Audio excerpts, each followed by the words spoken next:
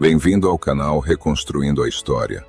No documentário de hoje, não vamos apenas observar o passado, vamos habitá-lo. Imagine que o ano é 1500. Você não está em uma cidade comum. Você está em um milagre de engenharia, uma anomalia geográfica que se tornou a capital do luxo global.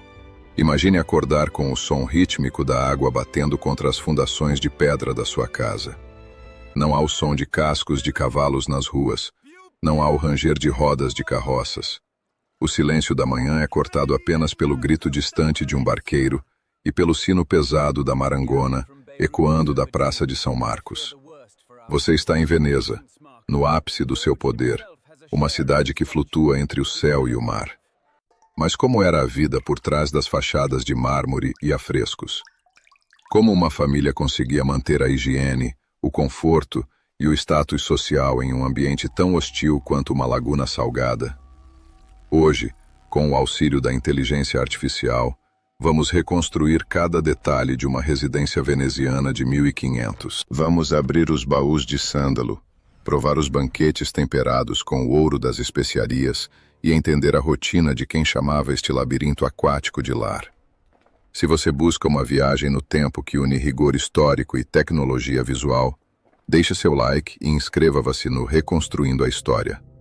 Nossa jornada começa agora. Para entender a casa veneziana, precisamos primeiro olhar para baixo. Em 1500, a cidade já era uma floresta invertida. Cada palácio que você vê hoje repousa sobre uma base que desafia a decomposição. Os venezianos descobriram que a argila profunda da laguna era anóxica, ou seja, sem oxigênio. Ao cravarem milhões de estacas de carvalho e amieiro trazidas das florestas do Cadore e da Ístria, eles criaram um suporte que, em vez de apodrecer, mineralizou-se com o tempo. Imagine a escala disso. Para erguer apenas uma grande igreja, eram necessárias mais de 1 milhão de estacas.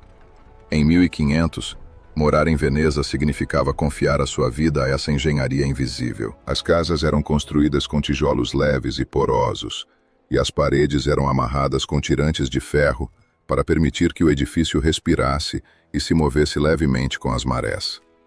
Nada era rígido em Veneza. A rigidez significava rachaduras e morte. A flexibilidade era a lei da sobrevivência. Nesta época, os carpinteiros do arsenal, os chamados arsenalotti, eram os mesmos que construíam as galés e as fundações da cidade. Eles sabiam que a madeira, submersa na lama densa, tornava-se tão dura quanto o ferro. É essa fundação que permitia que palácios de vários andares desafiassem a gravidade sobre um pântano. Ao aproximarmos nossa câmera de Iñate Adala da entrada de uma residência patrícia, não encontramos um jardim, mas o Androne. Em 1500, a casa veneziana era, antes de tudo, uma empresa. O andar térreo era o centro logístico da família. Aqui, o portal de água abria-se diretamente para o canal. Imagine o cenário.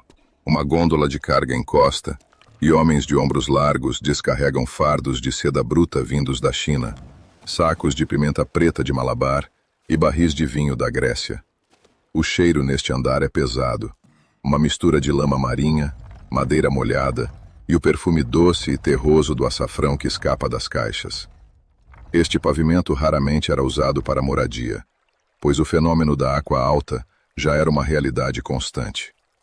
O chão era de pedra bruta de Ístria, fácil de lavar após uma enchente, e as paredes eram nuas de decoração, mas ricas em utilidade. Era um espaço de suor, comércio e cálculo, onde o patriarca da família conferia os manifestos de carga sob a luz trêmula de lamparinas a óleo.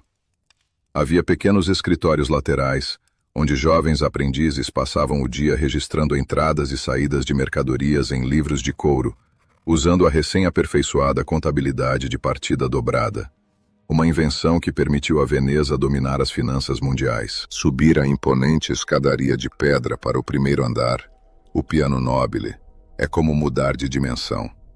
Se o térreo era o mundo do trabalho bruto, este andar era o mundo do esplendor absoluto e da representação social. O coração geográfico da casa era o Portego. Nossa reconstrução IA Mostra um salão monumental que se estende da fachada frontal até os fundos do edifício. O portego tinha uma função climática brilhante. Suas enormes janelas nas duas extremidades criavam um efeito de ventilação cruzada, sugando a brisa da laguna e mantendo a casa fresca durante os verões sufocantes. Neste salão, as paredes não recebiam papel ou tecido, que apodreceriam com a salinidade, mas sim o luxuoso marmorino.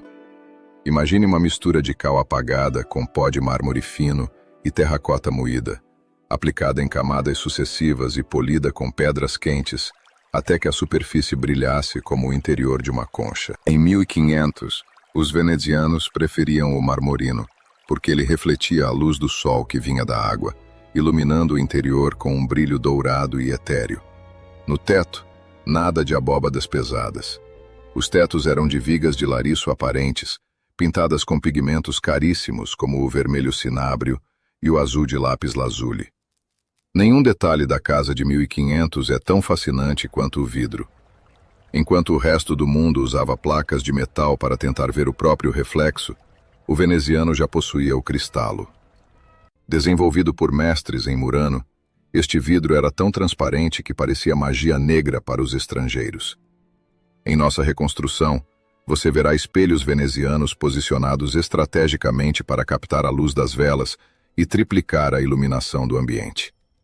Ter vidro transparente em 1500 era o equivalente moderno a ter a tecnologia aeroespacial no quintal de casa. Os mestres vidreiros de Murano eram virtualmente prisioneiros da República. O Conselho dos 10 vigiava suas vidas. Se tentassem fugir para vender seus segredos, eram perseguidos por assassinos estatais. Esse nível de proteção existia porque o vidro era o petróleo de Veneza, a mercadoria de alta tecnologia que financiava as frotas de galés. Entrando na cozinha, geralmente situada nos últimos andares para evitar incêndios e odores, descobrimos que em 1500 a dieta veneziana era a mais cosmopolita da cristandade. O café da manhã de um jovem patrício começava com pão de trigo branco e um cálice de vinho malvasia doce. O açúcar, vindo de colônias em Creta e Chipre, era usado de forma ostensiva. Enquanto em outros países o açúcar era vendido em gramas nas farmácias, em Veneza ele era servido em esculturas comestíveis. O almoço era uma celebração da laguna, com peixes frescos e alcachofras, temperados com pimenta, cravo e gengibre. Mas a água doce era o grande desafio. Cercada por água salgada, Veneza dependia das cisternas de filtragem nos pátios internos. A água da chuva era coletada dos telhados e passava por camadas de areia antes de chegar ao poço central. No entanto, por segurança, o veneziano preferia o vinho diluído para evitar as doenças gástricas que devastavam outras cidades. Veneza também era a capital editorial do planeta. Graças a homens como Aldo Manúcio, a cidade produzia mais livros do que Roma e Paris juntas. Foi aqui que o formato de bolso foi inventado, permitindo que os livros fossem lidos durante as viagens de gôndola. Manúcio também criou o tipo itálico. Nas casas venezianas, o livro tornou-se um objeto de status e prazer cívico. Ver um livro impresso sobre uma mesa de nogueira em 1500 era o sinal definitivo de que aquela família estava na vanguarda da Renascença. A moda também seguia regras estritas. Os homens usavam a toga negra para demonstrar igualdade republicana, enquanto as mulheres eram o oposto, com vestidos de seda brocada e os famosos chopines, sapatos de plataforma que chegavam a 50 centímetros de altura. Caminhar neles exigia o apoio de servos, indicando que a nobre era tão rica que não precisava caminhar sozinha. Para completar, elas passavam o dia nos terraços superiores, as altane, usando misturas químicas e o sol para clarear os cabelos, buscando o tom loiro acobreado que hoje conhecemos como loiro veneziano. A higiene em 1500 era auxiliada pelas marés, que limpavam os canais 2 vezes por dia.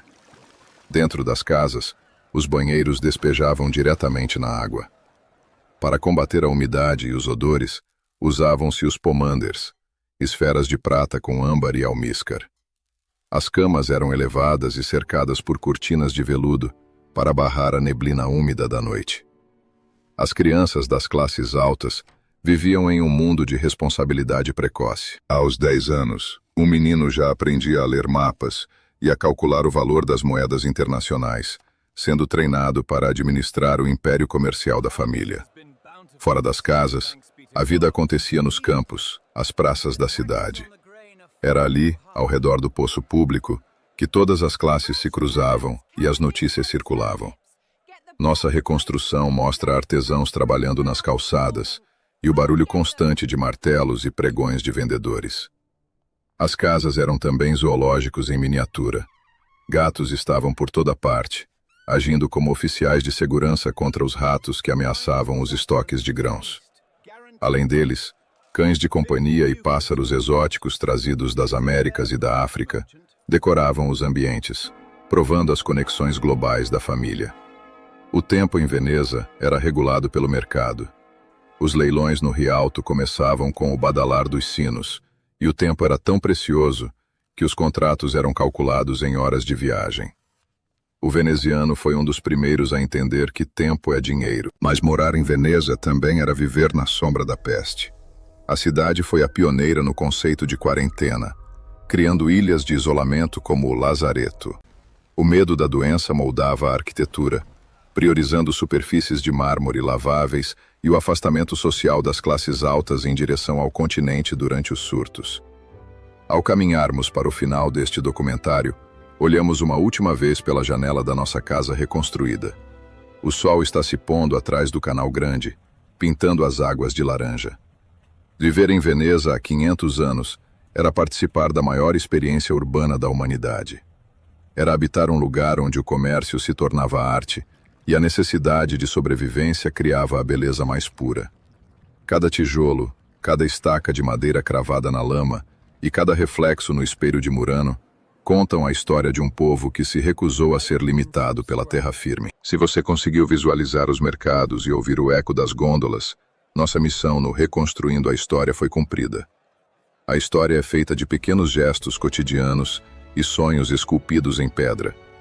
Não se esqueça de compartilhar este vídeo e comentar qual outro período você gostaria de ver reconstruído pela nossa inteligência artificial. Eu sou a voz do Reconstruindo a História, e foi um prazer viajar com você. Até o próximo episódio.